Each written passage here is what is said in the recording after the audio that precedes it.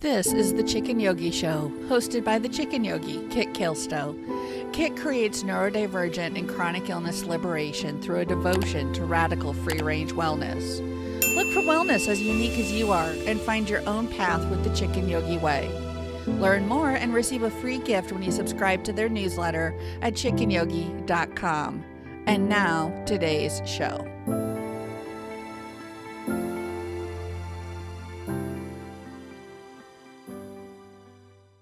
Hello and welcome to this week's episode of the Chicken Yogi Show. Last time I talked about the wellness wheel and the 6 parts of the wellness wheel.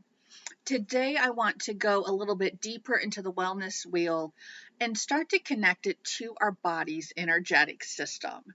Now, you may think that the body's energetic system, by which I'm referring to the chakras, which are energy centers within the body, as well as the koshas, which are sheaths or layers of the body.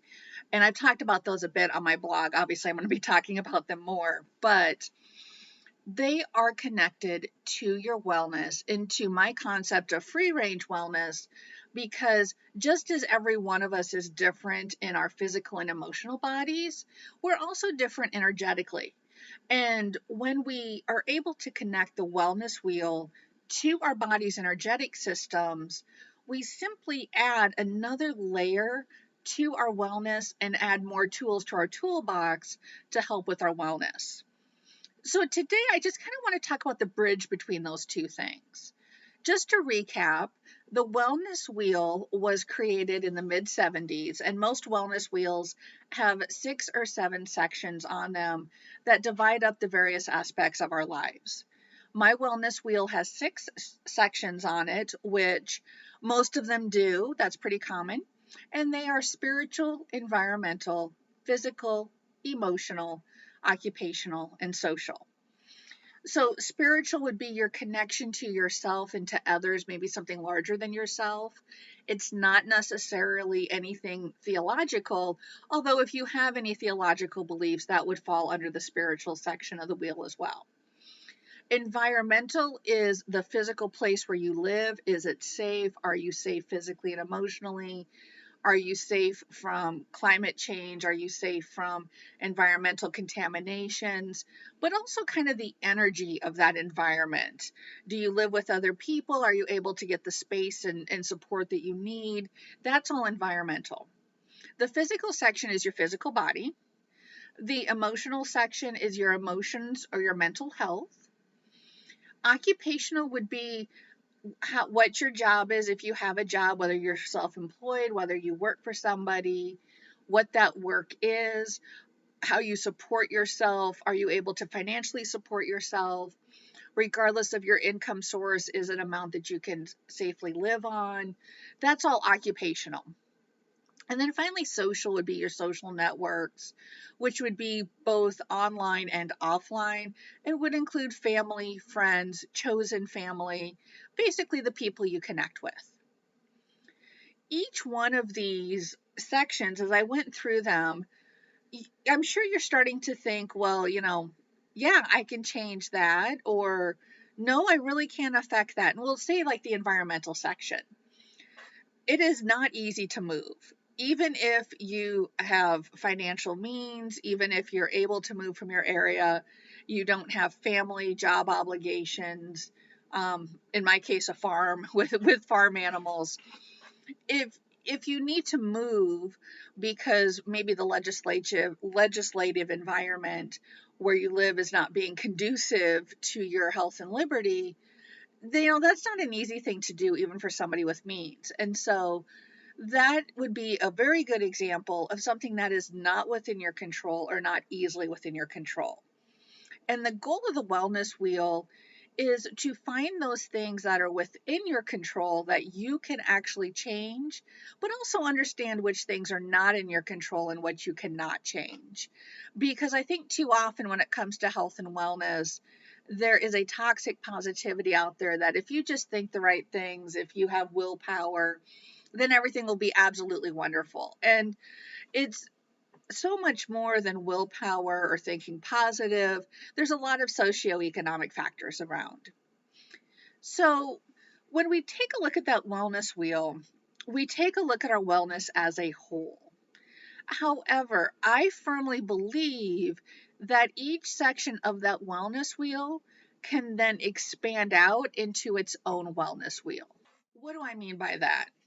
Well, because I'm about to launch Unscramble It, which is free range work life wellness or free range work life balance, let me take the occupational wheel as a great example.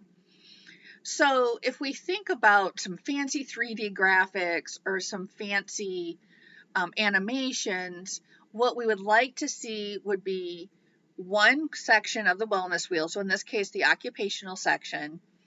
Let's pull it out of the wheel. So, take a bite out of that donut, and then we're going to expand it into its own wheel. Because if we look at our occupational health, there's the social, the spiritual, the environmental, the physical, the emotional. And then in the occupational wellness wheel, I replace occupational with financial. So there's the social aspect of what you do, how you interact with your coworkers, how you network with other people in your industry. There's the spiritual aspect of what you do. How does it work with your connection to yourself and to others?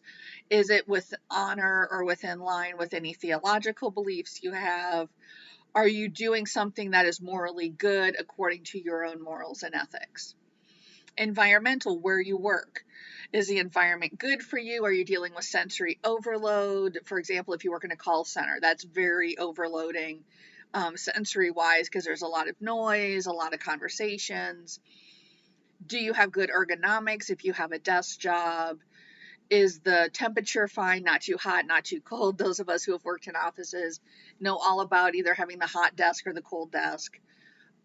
That sort of thing. That's your environment. Physical, again, is the ergonomics good? Are you subjecting yourself to repetitive motion injuries?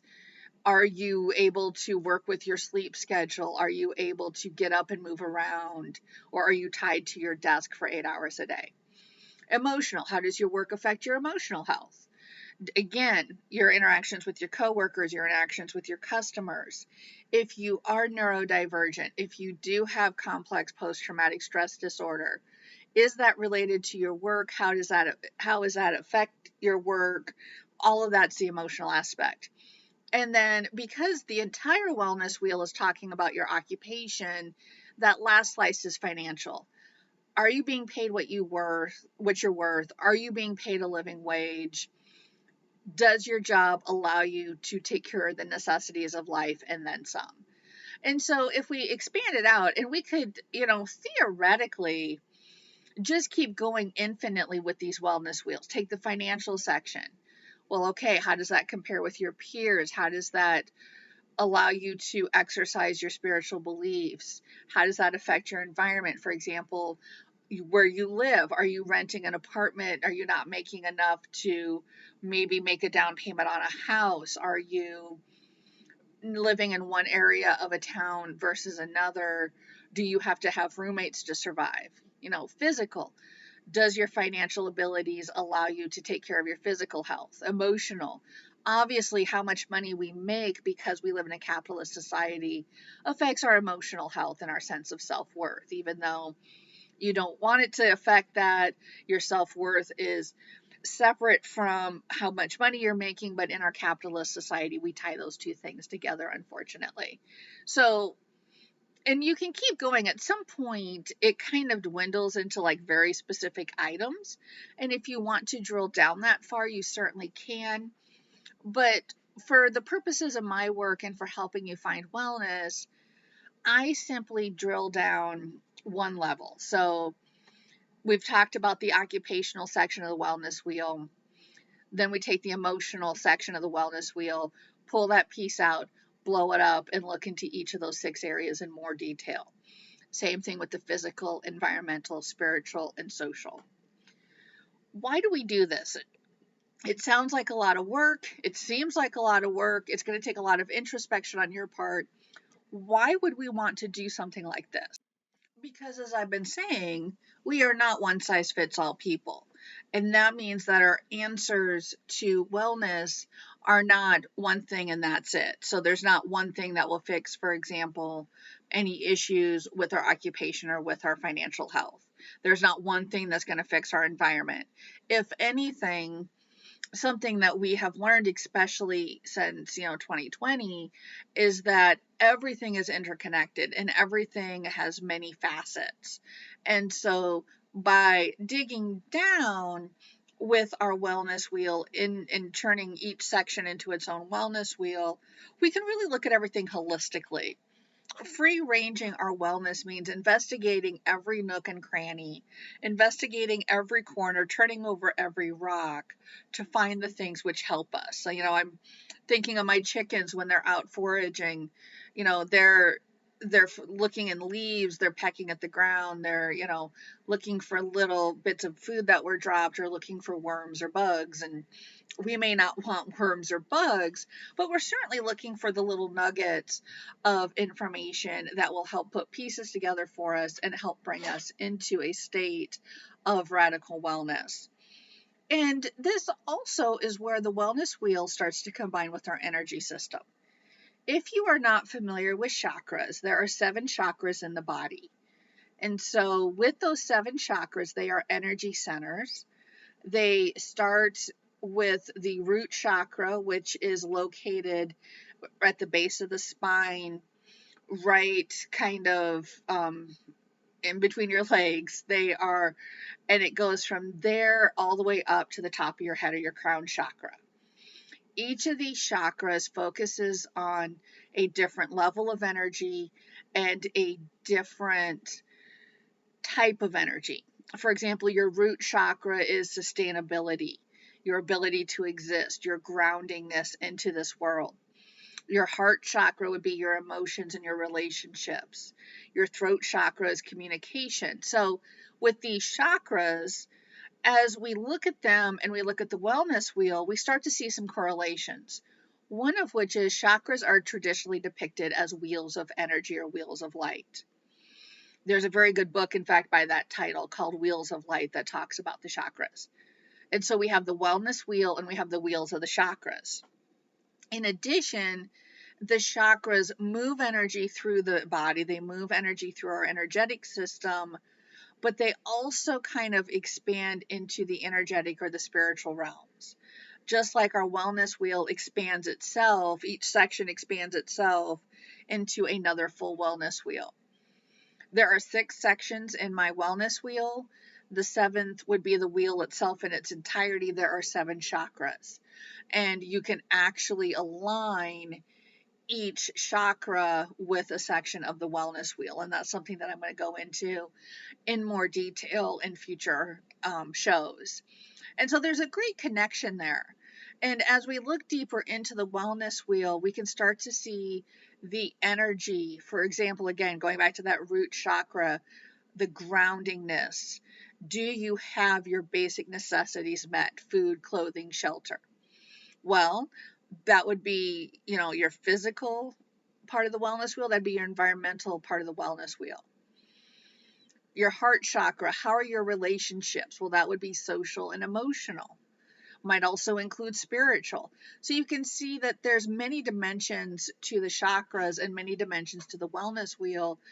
And as you explore each one in more detail, you really get through all those areas.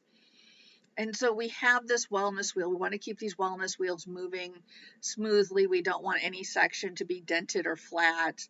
We don't want one section to be really small and the rest to be really big. And so that kind of makes a bump, if you were to actually envision that as a wheel that is rolling. And so when you start to make those connections, you really start to get at not just the traditional health and wellness aspects of finding that free range wellness, the things that you commonly think about when we think about health and wellness, but you also get into the energetic layers. And again, especially for those of us who are chronically ill, for those of us who are neurodivergent, that really starts to help put some pieces together for us. It really helps us to provide us with additional tools, additional things to focus on, and additional ways to really bring out our own wellness and create our own path to wellness. And so, I think what I want to leave you with today is simply that the wellness wheel itself is more than just a wheel.